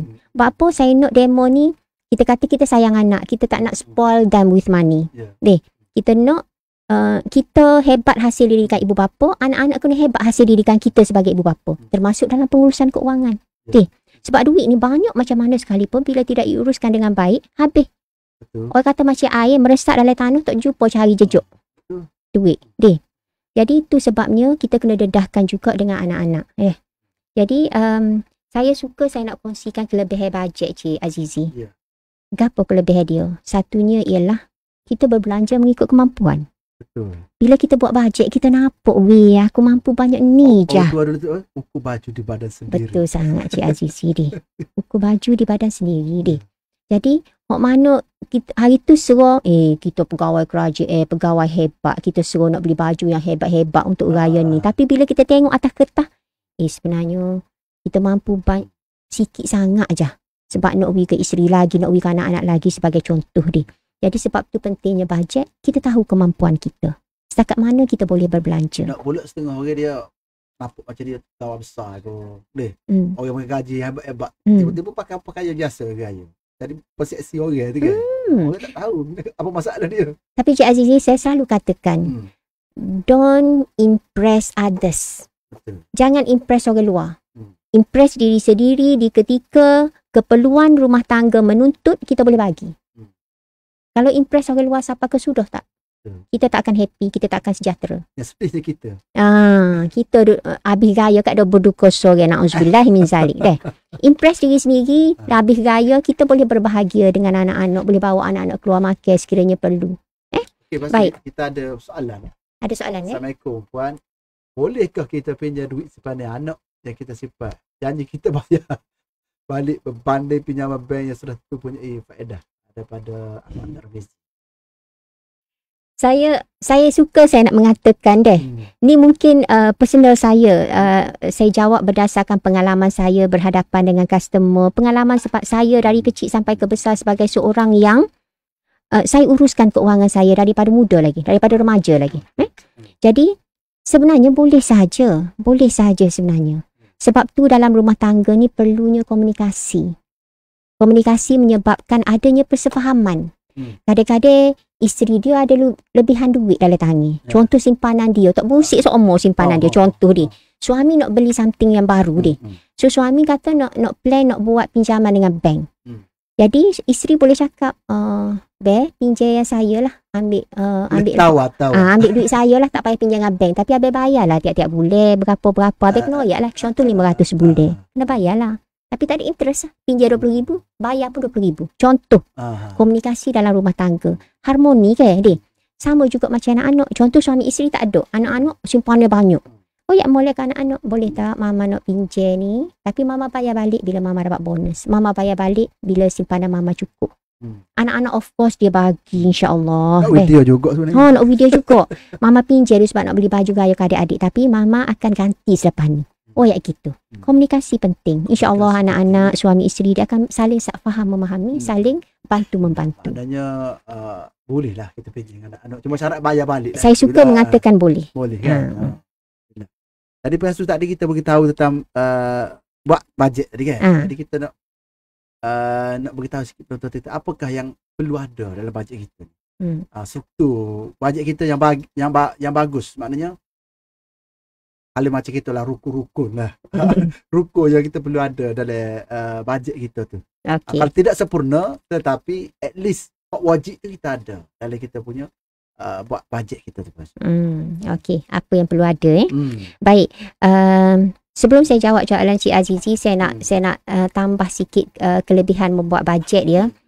Tiada tunggakan pembayaran selepas raya. Sebab kita tahu dah kita belanja betul dah, tak ada tertunggak gapo-gapo. Lepas tu yang ketiganya, kita masih ada duit selepas raya. Hmm. Kita happy di hari raya, selepas hari raya pun kita happy juga. Yang keempat, lastnya ialah ketenangan minda lah lepas raya. Tak ada lah serabut dari bilik sore deh. Na'udzubillah, tak ada. Moyok Michael je apa moyok. Moyok, tak ada. Lepas ni happy je, suka je deh. Lepas tu nampak Cik Aziz, jom Cik Aziz mengetih kejap deh. Naknya happy di ketika raya dan selepas raya. InsyaAllah. Baik, dalam bajet ni sebenarnya kita kalau bercakap pasal bajet, kita kembali kepada pengurusan aliran tunai itu sendiri. Makna saya lebih pada tata cara kita lah. Dalam pengurusan aliran tunai, dia ada pendapatan. So dalam bajet kita kena ada pendapatan kita berapa. Hak ni mungkin kita nak susut daripada anak-anak tadi ni. Tapi kita kena tulis dulu dalam kertas. Maknanya ni kita kena pasti pendapatan. Kena pasti pendapatan. Kena pasti pendapatan kita sama ada aktif atau pasif. Atau kedua-duanya. Deh. Dia duduk atas sekali. Lepas tu bila ada duit, mesti ada belanja deh. Duit ni dia tak masuk dalam akaun kita, duduk senyap situ. Mesti nak tubik dia. Dia sifir dia dah. Dia tak duduk dia. Kadang-kadang ada saya royak, Puan Su, dia touch and go lah akaun saya. Tak apa, sebelum dia go tu, you grab dulu sikit, buat masuk dalam simpan ni. Igak sikit deh. Pakai sikit. Jadi, selepas dia masuk, mesti ada dia nak keluar untuk perbelanjaan tadi. Perbelanjaan tadi, kita senaraikan juga. Perbelanjaan tetap kita. Gapo perbelanjaan tetap. Kita ada kena bayar kereta setiap bulan, kena bayar rumah setiap bulan, kena bayar ada pelaburan ke sikit setiap bulan, kena bayar gapo lagi. Ataupun mungkin sekolah anak-anak kita ko kena bayar setiap bulan. Mak ni pergi dulu perbelanjaan tetap. Senaraikan. Dalam bajet kita ni. Lepas tu perbelanjaan berubah-ubah kita. Berapa kita target bulan ni bil api kita, bil air kita, belanja dapur kita. Bulan lepas beli banyak dah beras, sos dan sebagainya. So bulan ni mungkin berkurang sikit. So kita kurangkan bajet untuk bulan ni. Contoh. Ataupun dekat dengan raya ni saya nak tambah. Sebabnya saya beli hari tu tak banyak. Saya nak tambah banyak. Mungkin belanja dapur banyak bulan ni. Lepas tu seterusnya yang berubah-ubah duduk situ deh. Lepas tu perbelanjaan yang ketiga, budi bicara tadi. Kena senaraikan. Baju raya anak 1, baju raya anak 2, baju raya anak 3. Tulis bawah tu. Lepas tu, hak ni, dia kena buat 2 kolom Cik Azizi. Kolom pertama, hak kita rancang, kita bajet tadi. Kolom kedua, hak sebenarnya berlaku. Jadi sebenarnya berlaku nanti bila lepas perbelanjaan tu dibuat. Bajet ni kita buat, bajet ialah something perancangan yang kita buat untuk masa hadapan. Contoh, gaji akan datang deh. Tak masuk lagi gaji bulan ni. Boleh buat bajet ni apa ni? Jadi bila gaji masuk nanti, ni perancangan kita dah ada. Dan selepas gaji masuk, kita buat tu sama tak yang kita rancang. Masa kita bajet, bawah sekali ada lebihan tunai. Contoh lebihan 500. Tapi kolom yang seterusnya, yang sebelah, yang sebenarnya kita buat tu, lebih kedok. Kadang-kadang dia jadi tak cukup. Atau dia jadi negatif. Maksudnya kita pinjai, kita ambil simpanan kita maybe. Jadi sekurang-kurangnya benda tu dia ada depan mata kita dan kita boleh kenal pasti yang kita, kedudukan aliran tunai kita berada dalam keadaan lebih atau defisit negatif tadi. Sekiranya negatif, apa yang kita perlu dibuat bulan depan? Kita buat bajet bulan depan pula. Kerana kita actualnya yang sebenarnya kita buat untuk bulan depan pula. Okey. Bulan depan tu dia jadi positif dah. Mungkin dia atas target. Dia tak negatif tapi dia positif dah. Tapi lebih sikit sangat. Apa bulan ni jadi negatif? Sebabnya perbelanjaan dapur tak ada. Masa berubah-ubah tu kita allocate banyak sangat. Contoh. So bulan seterusnya kita kurangkan. Menyebabkan lebihan tunai kita positif. Lebih. Dan begitu juga seterusnya bulan-bulan seterusnya sampai kita nampak satu situasi yang kedudukan aliran tunai kita sangat memberansangkan. Itu pentingnya bajet lah. Okey, Pastor, maknanya kalau dalam kita buat bajet ni, yang simpanan tu masuk dekat mana? Yang tetap ke? Yang simpanan tu dia gini. Biasanya boleh juga, tak ada masalah. Boleh juga. Kalau sebab kita nak menetapkan pinjaman tu kan? Saya letak di boleh nak masuk dari tetap, boleh. Boleh, sebab tetap. Saya letak di, kalau saya sendiri buat, saya letak di gaji masuk tu kan. Saya tolak lalu bawah tu simpanan. 10% contoh, 10%, 20%. Jadi gaji selepas tolak simpanan tu barulah untuk perbelanjaan tetap, berubah-ubah budi bicara. Jadi dia kira dia tu dalam luar daripada perbelanjaan tadi. Tu. Saya kiranya perbelanjaan saya, katakan gaji, contoh gaji dia. Contoh seseorang tu gaji 10,000. 10,000. Dia tolak dia simpan 2,000 contoh. Dia ada 8,000 je untuk dia allocate kepada perbelanjaan tetap, perbelanjaan berubah-ubah dan perbelanjaan budi bicara. Dan 8,000 tu lah yang dibajetkan tu. Ya, betul. 2,000 tu tak kira dah. Tolak siap-siap dah. Tapi terpulang kalau tuan-puan rasa nak letak di bawah perbelanjaan tetap pun tak ada masalah. Tak ada masalah. Berdasarkan kefahaman kita. Kefahaman kita. Boleh je. Yang penting di akhirnya mesti positif. Mesti lebih duit. Kena aliran tunai tu mesti lebih. Mesti positif. Okey, maksud kita dengar memang terbaik kita kata buat ni kan. Alhamdulillah. Dan masalah kita nak buang daripada fikiran kita ni. Orang ada kata, kita gaji kecil, gaji 2,000, duk kecek. Tak, saya kecek masuk kecek gaji 10,000 lah apa. Saya gaji besar-besar boleh lah dia kata. Kita orang ni gaji 2,000 nak buat bajet macam mana? Kita nak tukar persepsi biar dia faham. Benar kita ambil contoh. Kalau lagi mana dia nak suruh dia faham. Baik. Sebenarnya saya sebut 10,000 tu sebenarnya kita nak meraihkan. Kalau kita gaji rendah pun kita nak esok-esok kita akan dapat 10,000 tu. Lepas tu selagi mudah nak kira. Betul. Mudah nak sebut 10 dia. Pakai 10. Pakai 10 lalu dah dia. Sebenarnya saya selalu royak dalam setiap ceramah saya beritahu, ia bukan berapa. Tapi bagaimana kita uruskan apa yang kita dapat. Kita ada 2,000, kita urus cara 2,000. Kita ada 1,000, gaji 1,000. Saya kalau boleh saya flashback dia. Masa mula-mula nikah dulu, betul. Gaji 1,200, gaji suami 300. Duduk di Kuala Lumpur, rumah 400,500. Berapa sangatlah tinggal dia. Perancangan keuangan yang berhemat, memberitahu kita yang kita buat rancangan setiap hari. Sebelum kita keluar daripada rumah, makan di rumah. Kalau beli 10 hias sore. Jadi kalau makan di rumah, hak tu pukal untuk sebulan. Jadi makan sebelum keluar rumah, makan siap-siap di rumah. Kalau nak makan luar tu, makan di office. Office sediakan mungkin kopi. Ada setengah office dia sediakan kopi lah. Dia sediakan kopi, dia sediakan teh, dia sediakan biskut. Jadi makan hak tu lah masa lunch. Jadi petang balik makan di rumah pula. Perancangan keuangan mengikut kantong kita, mengikut beg kita, beg duit kita. Maksudnya gaji kita berapa pun, berapa ke amount yang kita dapat setiap bulan. Macam mana kita uruskan keuangan tu yang penting. Banyak pun dia ada. Dia masuk setiap bulan berapa ratus ribu pun. Even ratus ribu pun. Tengok end up tak ada duit. Apa tak rancang. Duit ni macam kita buka pai air. Kita buka pai air, kita tadah tu dengan gelas. Mak kita sahur pagi-pagi buat teh dia. Buat teh ke apa pagi-pagi tu. Mak tu yang kita tak ada. Pai air ni luah ni. Air ni besar dia. Kuantiti yang banyak turun. Lepas tu dia melimpah keluar, dia diserap masuk dalam tanah. Nak jejak, nak tarik balik tak boleh dah. Duit ni macam tu. Sebab tu bila duit besar atau duit kecil, yang penting kita sediakan, kita rancang dengan perancangan yang besar, perancangan yang hebat. InsyaAllah. Alhamdulillah. Ni Puan Su cerita ni berdasar pengalaman kan. Orang ramai jumpa Puan Su ni gaji besar pun tak boleh nak. Tak ada duit juga macam kan. Maknanya gaji besar pun tak urus habis juga. Betul. Tapi kalau kita tengok dalam dunia ni sendiri dia. Berapa ramai yang pemain bola sepak peringkat dunia dia. At the end muflis. Betul. Saya sebut contoh pemain bola sepak ni bukan apa. Sebab saya selalu diberitahu orang sekeliling saya. Orang kata orang yang paling dekat dengan saya pun dia minat bola kan. So dia selalu cerita, okey pemain ni gaji. Dan semuanya juta dolar tau. Yang bagaimana orang yang gajinya berjuta-juta dolar tu seminggu boleh bankrupt. Pengurusan keuangan berhemat. Tak berhemat. Kita tak tahu berapa yang dia ada. Tak kenal pasti pendapatan. Betul. Dan tak kenal pasti aliran keluar. Main keluar je. Tak sedar yang sebenarnya dah tak ada sekarang ni. Sepatutnya dah stop masa tu. Tak boleh keluar dah. Tapi tak sedar sebab tak kenal pasti aliran masuk dan aliran keluar.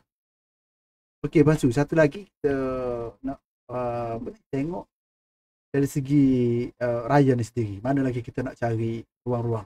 Saya nampak kalau kita buat bajet satu lagi yang berubah. Yang berubah ni adalah kawalan kita. Jadi macam mana kalau Puan Su bagi nasihat kepada penonton, orang awam yang pergi jumpa nak ejah. Kadang-kadang BAP ya. BAP ni kadang banyak ni ya. Pasal lebih tulu aja. Jadi itu yang berubah. Kadang-kadang paling 500. Dan mungkin kita boleh kurang jadi 200, dah jimat 300 boleh guna belanja. Jadi macam mana Puan Su wayak ke atau bagi tahu kepada customer yang jumpa Puan Su? Saya nak relate kepada satu situasi customer datang kepada saya, dia nak minta masuk program pengurusan kredit AKPK sebab dia kata dia tak boleh bayar. Tapi dia tu dia punya loan tu terlalu baru. Baru je ambil bulan ni juga awal bulan. Lepas tu dia datang nak tak boleh lah. Jadi dia sekurang-kurangnya 6 bulan lah. Jadi so bila kita review tak ada satu pun loan yang berjaya masuk program pengurusan kredit. Jadi dia kata macam mana ni puan, saya tak boleh. Saya dalam orang kata kecemasan keuangan sekarang ni. Duit gaji macam ada lebihan tu sikit sangat. Lepas tu saya beritahu cuba kita tengok perbelanjaan berubah-ubah tuan. Saya cakap. Apa dia? Saya cakap macam ni. Bil api, elektrik, air semua tu berapa sebulan? Dia beritahu masa tu dia beritahu 300. So saya beritahu balik ni, beritahu ahli keluarga malam-malam selepas makan malam pastikan semua berada di ruang keluarga. Nak tengok TV pun situlah, nak minum air pun situlah, nak buat kerja sekolah pun situ, nak main telefon, nak WhatsApp pun duduk situ belakang. Dan semua bilik lain tutup, semua bilik gelap, aircon tutup. Satu tempat je on malam, iaitu ruang keluarga tadi. Dan bila tidur malam semua tutup lampu. Dia datang selepas itu kepada saya. Dia kata, puan terima kasih atas nasihat tu. Dia kata saya berjaya kurangkan daripada 300 kepada 150. Separuh. Pendapatan tu. Maksudnya membantu dia yang dalam kecemasan keuangan ni.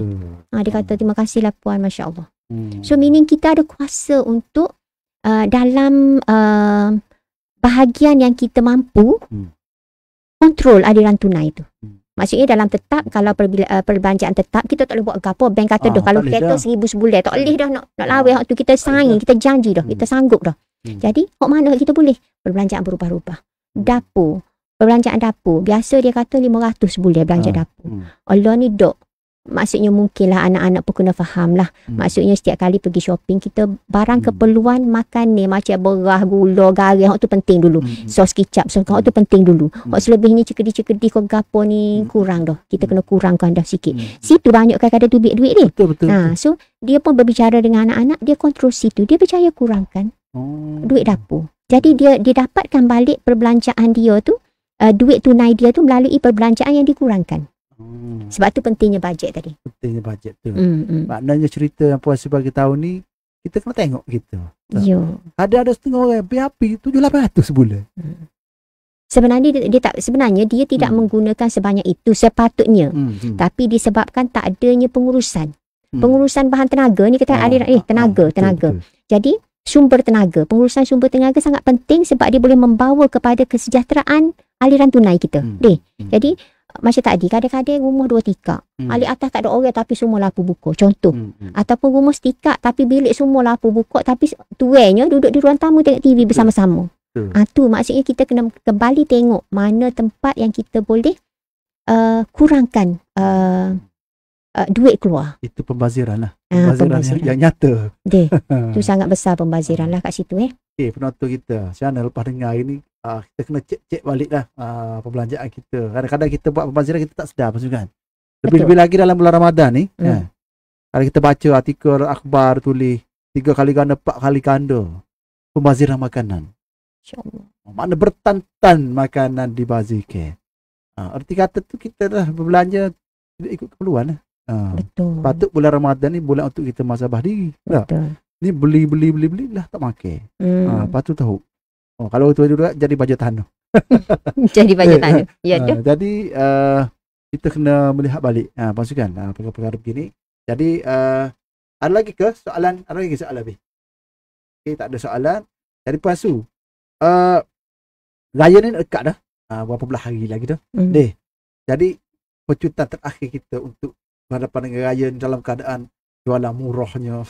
Itu yang dekat mall-mall, lepas tu dalam apa ni, dalam TikToknya, dalam Shopee-nya, live-nya macam-macam kan. Macam mana kita dari nak kawal diri kita? Kawal diri. Kadang kita buat tapi tak terkawal juga. Hari-hari tengok live ni, boleh nunggu bosan tengok live. Oh itu akad baju.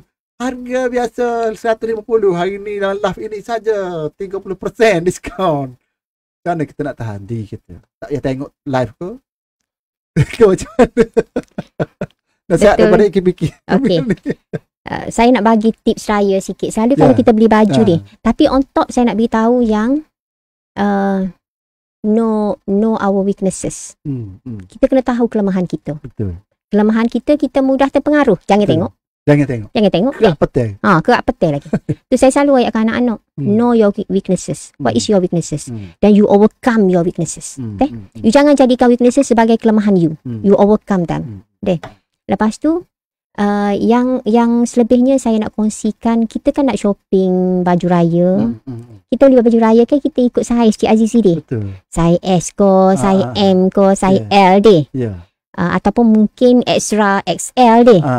Tapi kalau saya dulu, saya selalu dapat saiz free size. Saya selalu pilih free size deh. Baik.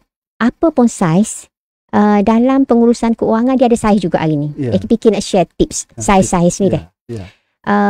Kita berada di saiz mana dalam keuangan kita menjelang raya ni? Adakah kita di saiz S? Sederhana. Duit kita ni sederhana je. Deh.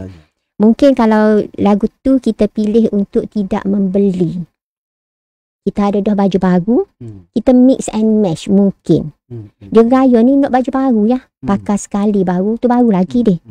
Jadi tak penting pun beli hok betul-betul baru. Yang penting dia masih baru, cantik, tidak koyak, tidak lusuh dan sebagainya. Dia mix and match ataupun dia memang pakai baju hijau hok sekali, pakai dinner sekali hari tu. Deh, pakai baju hijau tu contoh. Jadi tu saiz dia S. Ataupun mungkin dia saiz M. Mampu. Dia mampu untuk beli baju deh. Jadi dia mampu beli yang baru. Lepas tu kalau macam tu dia boleh buat perbandingan. Lo ni kadang-kadang satu material, satu produk, tapi dengan 3 harga berbeza. Deh, ada deh shopper yang ni tawarkan 40 riyal, shopper ni tawarkan 80 riyal, shopper satu lagi 100. Contoh. Kita boleh pilih mana. Kita kena buat perbandingan harga lah. Sama juga kalau kita pergi beli, kita beli di kedai, mungkin kena survey dulu. Supaya kita dapat gunakan seoptimum mungkin nilaian duit yang kita ada. Lepas tu kita kena tetapkan harga dan hadkan pembelian kita. Katakan kita bajet 100 ya baju kita, harga baju contoh dia, ataupun mungkin 50 riyal aja. Tapi kalau kita jumpa di supermarket tu atau kita jumpa dalam talian 80. Kita tahu had kita kat siap-siap. Kena lah senapah deh. Saya selalu suka sebut kata senapah. Senapah. Sebab after all kita pakai baju gapo-gapo pun nampak comel belakang masa hari raya deh. Cuma masa puasa ni tak comel, baju tu lagi comel. Tapi bila pakai raya dengan orang kata rahmat hari raya tu nampak comel belakang. Berkat hari raya deh. Masya Allah. Lepas tu katakan keuangan kita bersaiz L. Bersaiz L ni kat lega lah sikit deh. Maksudnya bajet kita tu bajet sihat. Ni kadang-kadang ada rancang awal lagi ni. Dia ada bajet dah untuk raya. Dia potong dah ni tabungnya untuk raya, ni tabungnya untuk Ramadan contoh deh. Jadi kak dia ni mampu beli pakaian baru untuk keluarga, tapi buatlah perbandingan harga juga supaya kita boleh optimumkan nilai duit kita. Lepas tu jangan mudah tergoda lah Cik Azizi deh. Dia kadang-kadang bulan puasa ni orang kata syaitan diikat deh.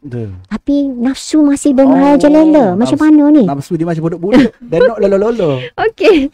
Lepas tu kena beringat lah. Jangan berlebih-lebih lah deh. Dan ada 2 saiz lagi yang saya boleh kongsi. X lah. XL. XL dia ada. Hok besar tu XL dia. Lepas L. XL ni bajet dia extra. Dia ada lebihan bajet. Kalau hok ni dia memang mampu beli bayar, orang kata mampu beli pakaian untuk semua ahli keluarga dia. Mungkin boleh 2-3 helai satu ahli. Bangsawan. Deh. Satu ahli keluarga tu mungkin 2-3 helai boleh kok. Cuma kalau lah boleh dia berkongsi sedikit rezeki dengan orang yang tidak berkemampuan lah. Dan yang seterusnya yang last sekali ialah F lah, free size. Free size ni dia dalam keadaan bebas keuangan. Maksudnya memang keperluan raya dia mencukupi dan dia pun dia noted tak perlu membazir, tak boleh membazir. Dia tahu yang dia tak akan membazir, dia jaga keuangan dia tu. Lepas tu cuma yang kita nasihatkan fikirkan lepas raya, jangan berlebih-lebihan, pilih untuk urus. InsyaAllah selamatlah. Dan satu laginya kalau boleh saya kongsikan ialah kita lah ni banyak shopping online deh. Baju raya pun kita shopping online. Molek boleh. Sebab kita puasa ni penat nak pergi cari deh. Betul, Online kita betul. duduk dalam aircon bilik kita tu. Lepas tu kita scroll deh. Atas bawah deh. Cuma kena beringat dan berhati-hati. Perhatikanlah jenis kain-kain dia. Kadang-kadang dalam tu dia kata kain comel. Kita tengok dalam gambar comelnya kain. Kita tengok kain tu macam cotton. Dapatnya kain net. Deh. Kita orang kain net pula nak kena pakai macam-macam pula kalau orang puas deh. Lepas tu yang keduanya jangan terpedaya dengan model hok pakai. Model tu comel belaka dia pakai deh. Sebab dia jadi model. Lepas tu so kau duduk dengan kita. Tengok molek-molek dulu deh. Jangan tengok comel model pakai. Halusi dulu. Orang kata halusi deh. Tengok kain gapo, kain tu kat A sesuai kau duduk dengan kita. Deh kita besar kecil kita gapo sesuai kau duduk gitu. Lepas tu periksa ukuran. Bukan tengok model sahaja, kita tengok. Biasa dia bagi skala ukuran dia baju. Periksa, ambil taleci, ukur kita sendiri dan sebagainya. Salah Sebelum bagi kita tak adanya. saja membazir lah. Nak pakai Nak usap apa. tak ada nak taklid. Perah saja. Lepas tu duk tertekan seorang na'uzubillah. Deh. Dan seterusnya bacalah kalau boleh review. Dia ada review pengguna. Itu pentingnya review pengguna sebenarnya. Kalau molek atau tak molek, review pengguna. Okey, kain dia memang kain dia main premium contoh. Tapi harganya murah. Mungkin kita boleh belilah kot deh. Lepas tu simpan semua bukti transaksi. Kok in future kita kita ada masalah gapo, kita boleh claim balik dengan chopper tadi. Deh. Dan yang last kali ialah periksa akaun penjual. Hak ni penting sangat. Periksa di laman CCID Semak Mule portal untuk elakkan penipuan. Takut scammer tu sebenarnya. Dia tidak beli oleh Shopee ke apa. Beli dalam Facebook biasa kan. Online tu. Takut ada juga deh. Mana-mana yang dalam talian cek dulu deh. Tapi biasanya dalam TikTok dia dah ada orang depan duk kecek-kecek tu lebih meyakinkan sikit deh. Cumanya kita kena hati-hati dari segi betul tak cantik sebagaimana model tu pakai. Mana kualiti tu ya. Kualiti tu dan sebagainya. Okey, ada soalan lagi satu. Masuk. Salam tuan-puan. Akhir ni ada trend menjadikan emas sebahagian daripada makanan, partikel emas dan juga barang yang wrapping untuk barang hadiah raya yang eksklusif. Kepuasan diri dan status. Jadi bagaimana tuan-puan melihat situasi ini dikala yang melakukan adalah orang yang mampu, dalam masa yang sama dia juga seorang yang dermawan. Ini macam mana soalan ini lepas? Maksudnya dia berbelanja lebih. Pada saya lah kalau saya tengok soalan ni maknanya dia seorang dermawan. Mungkin dia mampu lah nak kemas ke apa, tapi nampak ada berlaku pembaziran. Tapi dia mampu lah bila dia boleh derma. Tapi dia masa dia seorang yang pemurah juga. Dia gini, dia sebenarnya saya selalu katakan kita yang tentukan keuangan kita tadi. Kita kaya macam mana pun hanya kita yang tahu. Kita boleh berbelanja tapi elak pembaziran dalam masa yang sama. Kesedaran dan juga ilmu keuangan sangat penting supaya kita tak membazir tadi. Even dalam Islam pun kalau saya boleh petik surah Al-Isra ya. A'udzubillahi minasyaitonirrajim. Innal mubazzirina kanu ikhwana syayatin. Betul. Kana syaitanu li rabbihi kufura. Surahul Azim. Maksudnya sesungguhnya mereka yang membazir itu adalah saudara syaitan. Betul. Dan adalah syaitan itu kufur kepada Tuhannya. Na'udzubillah min zalik. Maksudnya kita tak usah jadi saudara syaitan sebab syaitan ni dia kufur pada Allah Ta'ala. Jadi elakkan membazir. Kita banyak duit, jangan membazir. Kita makan kita. Tapi kata sekiranya kita pergi pasar Ramadan ni. Kalau saya boleh kaitkan dengan soalan tadi ialah membazir tak ni.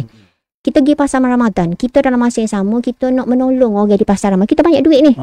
So kita beli martabak ni. Martabak popular di boleh puasa ni. Kita beli martabak ni. Kita beli mi kari. Kita beli air bakar, air percik macam-macam. Sebabnya niat kita nak bantu orang-orang tu. So benda tu kalau kita makan seorang membazir. Membazir kawan syaitan. Kita tak usah sayang dengan syaitan. Syaitan ni tempat dia ialah neraka Jahannam. Kita nak syurga Firdaus. Apa yang perlu kita buat? Kita sedekah. Balik ke jiran ni percik. Ke jiran depan kita air masuk merah. Ke jiran kiri mi kari. Ke jiran belakang. Dan kita telah menjaga masalah umum. Iaitu kita jaga kedudukan jiran-jiran kita. Kita pun banyak duit, kita pun kenyai semua, jiran-jiran kita pun kenyai juga. Dengan bersedekah tadi. Kita dalam masa yang kita banyak duit, kita nak bantu orang tu dalam masa yang sama, jangan membazir. Ikut orang lain. Dengan duit seperti saya selalu kata, Ada orang kata, puan ni kecek pasal aliran tunai. Saya nak, ada satu kali tu saya minta nak masuk masjid. Saya hantar pegawai lah. Untuk masuk masjid untuk bercakap sebagai pengurusan keuangan berhemat. Saya nak sentuh sikit supaya semua hadirin di Korea tersebut ada ilmu pengurusan walaupun sedikit. Pengurusan keuangan. Tapi dia mau kata, puan, duit ni dunia berlaku. Tapi tahu tak? Dunia ni, hari ni memerlukan duit. Betul. Dunia ni semua pun perlukan duit. Okay. Dan dalam masa yang sama, kita kena ingat, kita kejar harta bukan untuk dunia. Tapi kita kejar harta untuk akhirat kita. Betul. Bila kita berharta, kita boleh bayar zakat, kita boleh bantu orang Islam yang bersusah, kita boleh jaga jiran-jiran kita kenyai, jiran-jiran pun kenyai. Orang Korea kita, dalam kampung kita ambil dalam skala yang kecil. Kita tak perlu pergi ke besar-besar lagi. Dalam Korea kita tu, siapa miskin, kita tiap-tiap petai pergi atau upah orang. Kita banyak duit ni. Upah orang, tiap-tiap petai beli sini, beli di pasar Ramadan, cari mana-mana, kita bantu orang nego. Contoh. Pergi hantar ke orang-orang susah ni. Contoh. Banyak cara boleh buat. Tapi jangan membazir. Bukan membazir. Artinya, InsyaAllah. kalau kita banyak duit, kita dah boleh guna kita, lebih boleh kita tolong. Jadi Alhamdulillah hari ni Puan Su rasa banyak dah yang kita dapat raya. Jadi satu lagi soalan last saya tanya Puan Su, dah kita rambut raya, lepas raya apakah plan yang perlu kita buat? Plan yang kita perlu buat sebab kita lepas raya ni, raya ni sama tarupe nak raya pula. Nak raya pula? Takut tak siwi jadi pun ni pula. Sebab tarupe mungkin raya dulu buka sekolah. Tahun ni buka sekolah dulu raya. Betul. Tarupe mungkin raya dulu buka sekolah. Lagi lemah. Betul. Jadi apa kita nak buat lepas raya ni? Okey. Lepas raya apa perlu kita buat ya? Semak semula kedudukan aliran tunai kita. Sebab kemungkinan berlakunya lebih belanja tadi. Tak lagi waktu dia raya kan? Lebih belanja tadi. Mungkin ada top up daripada simpanan dan sebagainya. Ada top up here and there di sekeliling kita, keuangan kita ni. So semak balik kedudukan kita. Katakan tanpa top up tadi, adakah kita boleh bergerak sendiri dengan gaji tu setiap bulan? Sekiranya tak boleh, apa perlu dibuat? Sekiranya rasa perlukan nasihat, datang ke AKPK. InsyaAllah kita nasihatkan. Baik, yang keduanya, pastikan semua komitmen dengan institusi keuangan telah dibayar dengan baik dan tidak tertunggak. Saya suka nasihatkan hutang ni, ada orang tanya hutang macam mana nak handle hutang baik dan hutang jahat. Saya sebenarnya lebih suka, saya tidak suka mengklasifikasikan hutang baik, hutang jahat. Saya lebih suka hutang tu sebenarnya kita yang membaik dan menjahatkan dia. Dan kita seorang individu yang berhutang, kita dah janji nak bayar. By hook or by crook duit masuk, bayar hutang dulu. Barulah benda-benda lain. Keperluan kita memang kita bayarlah. Lepas tu, kehendak kita. Kalau katakan masa bulan ni kehendak kita tu tak boleh raya lagi. Sebab tak cukup tadi. Dan stop dulu. Kena berani berkata tidak pada kehendak kita. Kadang-kadang kita bila banyak duit, gaji kita besar, Allah, telefon kita biasa je, murahan je contoh dia. Kita rasa macam malu. No. Malu bila kita, ahli keluarga kita nak gapo-gapo keperluan mereka, kita tak boleh bagi. Tu malu je. Tapi kalau handphone, kita boleh je call out, call in, boleh terima mesej, ambil gambar Cik Azizi. Tak perlu malu dah benda tu. Impress yourself, don't impress others. Baik. Jangan tertunggak. Even kalau customer yang berada dalam program pengurusan kredit AKPK, saya selalu kata, dia kata, puan, saya bayar RM50 je sebulan. Tak apalah, saya tak saya bayar bulan ni. AKPK terkumpul 3 bulan, tak bayar. Dia tak bayar, ataupun tak bayar. Terkumpul 3 bulan, bulan keempat, 1 hari bulan kami tarik diri. Orang kita sikit tu Cik Azizi. Kita larilah jauh. Betul kita nak lari gitu. Jadi, apa kita tak bagi? Kita nak customer komit dengan pembayaran hutang yang RM50 tu setiap bulan. Apa? Sekiranya tertangguh, bulan depan terpaksa bayar RM100. Mengganggu perbelanjaan bulanan kita dah. Betul. Mengganggu perancangan keuangan kita dah bulan depannya. Sebab tu kena bayar. Kalau komitmen bulan tu untuk akaun tu RM50, akaun ni RM100, akaun tu RM1,000, bayar. Jangan pergi ke bulan depan. Bila tertangguh, lain pula konsekuensi, lain pula akibat dia dalam pengurusan keuangan kita tu. Baik, yang ketiganya, tangguh pembelian bukan keperluan. Jika keuangan tidak izinkan, maksudnya keperluan budi bicara tadi, tangguh dulu. Katakan lepas raya tiba-tiba ada berkehendakkan kepada sesuatu, tangguh dulu, jarak dulu. Dulu senapah ni. Dan yang seterusnya ialah rancang perbelanjaan dan buat bajet untuk bulan seterusnya. supaya kita on track balik. Dan on topnya ialah rancang tadi untuk sambut raya tahun depan tu. Betul. Deh. Supaya tahun depan gana pula pesen dia. Unit lagu ni lagi ke dok? Jadi kita merancang dari sekarang supaya kita tak gagal dalam kehidupan keuangan kita. InsyaAllah. InsyaAllah. Jadi banyak penonton perkongsian daripada puasu kita hari ni. Saya rasa kalau kita buat seperti mana puasu ayat ni, InsyaAllah. InsyaAllah dengan keupayaan kita, dengan ukur baju daripada sendirinya, maknanya kita akan tenang. InsyaAllah. Berbelanja tidak susah, tak perlu nak pergi butang orang, tak perlu jual muka tebal. Sebab orang nak pergi butang pun orang mikir juga, kalau mau tak bayar. Sungguh. Orang tak berani nak pergi butang ni. Betul. Kalau kita nak butang, kita nak bayar pun kita malu nak ayat nak butang. So kita ada gaji, kita kerja, tapi tak cukup putih. Sungguh deh. Jadi itulah maknanya baik kita rancang sementara ada peluang. Okay. Sediakan payung sebelum hujan. Ya, betul.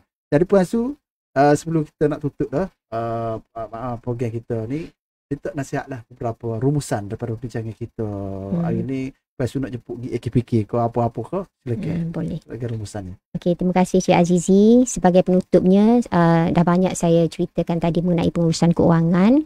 Saya mengharapkan tuan-puan untuk pengurusan keuangan, sama ada individu, usahawan, sama ada jabatan atau organisasi, atau dia ada grup-grup usahawan dia, nak panggil AKPK untuk ceramah keuangan, boleh datang kepada kami, boleh email kami, ataupun boleh terus ke pejabat kami di depan Grand Renai Hotel untuk dapatkan perkhidmatan tersebut lah. Lepas tu dalam keuangan kita banyak modul-modul dia dapat membantu daripada awal bekerja, daripada akhir belajar di peringkat universiti sampailah ke pencen. Maksudnya di ketika bekerja, di ketika hampir bersara dan pencen dan sebagainya. Dan yang keduanya ialah sekiranya tuan-puan nak membuat pinjaman, nak beli barang, contoh kereta, nak beli rumah dan sebagainya, rasa macam perlukan nasihat. Rasa macam boleh ke nak bila ada je soalan boleh ke atau tak boleh, terus pergi ke AKPK, dapatkan nasihat keuangan daripada penasihat keuangan kami yang bertauliah lah. Percuma sahaja one to one dalam bilik. Dan yang ketiganya, tuan-puan, individu atau usahawan yang ada masalah dalam nak bayar hutang kepada bank-bank di bawah kawal selia Bank Negara, boleh datang ke AKPK untuk berada dalam program kami. Kita akan review, kita akan tengok sama ada boleh atau tidak, dan masuk berada dalam program itu dengan pembayaran pertama di bawah program pengurusan kredit. Segala tindakan undang-undang dihentikan serta-merta. Baik. Seterusnya ialah tuan-puan, perkhidmatan AKPK percuma, tiada ejen. Ada orang kata, dia kata, puan saya jumpa pegawai AKPK di restoran. Tak ada. Kalau nak jumpa pegawai AKPK mesti pergi ke pejabat kami. Baik, seterusnya ialah tuan-puan, dalam dunia ni tiada yang orang kata tidak perlukan duit. Semuanya perlukan duit. Duit tu betul lah orang kata duit ni adalah urusan dunia semata-mata. Tapi sekiranya dunia kita tidak okey, tanpa duit untuk kita berurusan, akhirat kita pun belum tentu lagi tuan-puan. Jadi carilah duit untuk akhirat. Apa pun saya nak akhiri dia dengan kata-kata yang selalu saya sebutlah. Ia bukan berapa yang tuan-puan dapat, tapi bagaimana kita uruskan apa yang kita dapat. Untuk itu yang baik itu dari Allah, yang kurang itu adalah kekurangan saya. Aku lu qouli hadza wa astaghfirullahal azim li wa lakum. Wassalamualaikum warahmatullahi wabarakatuh. Alhamdulillah, tuan-tuan dan puan-puan, rumusan dah diberi oleh Puan Su kita sebagai penasihat keuangan kita pada hari ini. Banyak tip-tip, tapi yang paling penting pada saya, kita kena gunakan khidmatan AKPK ni, sebab ia percuma. Betul. Dapatkan nasihat. Mana nak cari? Tuan pun nasihat. Ini bukan 10% punya. Bukan. Bukan. Orang kata dan Cik Azizi tambah sikit. Pada dah bagi penutup dah tadi. Tak apa. Dalam dunia ni tak ada yang percuma. Betul. Tapi di AKPK ada percuma. AKPK percuma. Penyelamat secara percuma. Masya Allah, tabarakallah. Alhamdulillah. Alhamdulillah. Jadi para penonton semua dah bersedia kah? Seperti biasa, kita ujung-ujung ni Puan 3 soalan. Okey. Pendapatan ni. Pendapatan ni. RM10 satu soalan. Baju raya. Saya boleh jawab tak? Boleh. Boleh jawab. Menang je belum. Boleh jawab. Tapi mungkin orang lain menang. Okey, baik. Untuk soalan ni pastikan tuan-puan bersedia dan hantar bukan apa hantar kepada personal message lah, bukan hantar ke apa ruangan komen tempat khalayak ya. Okey, baik. Soalan yang pertama, tadi Puan Su ada nyatakan mengenai sumber-sumber pendapatan dan juga jenis-jenis perbelanjaan. Jadi kita nak supaya penonton nyatakan sumber-sumber pendapatan yang kita boleh kenal pasti dan jenis-jenis perbelanjaan yang ada. Sebab kita nak penonton mahir ni apa Su dalam hal ni. Dia boleh kenal pasti apakah punca-punca pendapatan dan jenis-jenis perbelanjaan. Kategori-kategori tadi. Wajib, sunat, makruh. Tadi ada dia sebut tadi. Jadi boleh tengok balik video ni. Rasa ingat penonton kalau dengar daripada awal memang dia boleh jawab. Okey. Soalan yang pertama. Okey, alhamdulillah. Soalan yang kedua. Tadi kita juga ada bicara mengenai nak buat hutang. Macam mana kita nak tahu kita ni selamat tak selamat nak buat hutang. Jadi tadi Puan Su ada kongsikan mengenai macam mana kita nak kira sama ada kita selamat tak selamat. Tadi ada formula yang diberikan tadi. Yang mana formula itu kita tahu pendapatan kita, bahagi dengan belanja dan sebagainya. Jadi kita nak apakah formula tersebut? Oh, yang nisbah pendapatan okay. kepada Jangan kita tahu. Bocor jawapan. Okey. Jadi itu kena nyatakan pengiraan untuk menentukan apakah formula tersebut dan apakah indikator. Bila kita kira tu, indikator tu berapa keluar, kita layak ke tak layak. Indikator tu lebih berapa, kurang berapa yang melayakkan kita untuk buat pinjaman. Saya rasa penonton boleh faham. Sekali dia tengok tadi, insya-Allah dia boleh faham. Boleh. Dan soalan yang ketiga, tadi kita tekankan tentang untuk membuat bajet. Untuk buat bajet, mungkin kita rasa payah, kita rasa susah, tapi tadi Puan sudah permudahkan kita untuk buat bajet. Jadi saya nak kat sini soalannya senaraikan apakah kriteria ataupun perkara-perkara yang perlu ada dalam kita punya bajet. Contohnya A apa, B apa, C apa dalam bajet kita yang kita perlu ada. InsyaAllah. Jadi itu 3 soalan kita pada hari ini. InsyaAllah semoga penonton-penonton kita ni Puan Su boleh renung cari jawapan. Soalan mudah Puan Su, jawab payahnya. Betul dah tu. Tapi yang mendengar insya-Allah mudah. Mendengar insya-Allah. Kalau dengar hujung ni payah sikitlah kena dengar daripada awal. Jadi siapa cepat, siapa tepat RM50 untuk satu soalan. RM50 boleh dah ni, tapak-tapak boleh ada raya ke apa sih. Banyak tu. Banyak tu. RM50 tu dia. Jadi insya-Allah, jadi jangan lupa tuan-tuan dan menonton, puan-puan semua share video ni sebanyak-banyaknya biar orang dapat terus tengok. Sebab maklumat ni sangat berguna. Walaupun orang kata dunia belaka, tetapi dunia ni lah jambatan ke akhirat. Tak bahagia dunia tak pergi akhirat. Tak bahagia dunia mana boleh bahagia di akhirat. InsyaAllah. Jadi saya mohon maaf jika sepanjang mengendalikan program pada hari ini ada terkasar bahasa dan sebagainya. Puan Su mohon maaf daripada saya. Jika ada apa-apa kurangnya hari ini tanya soalan ni Puan Su nak jawab ke macam mana.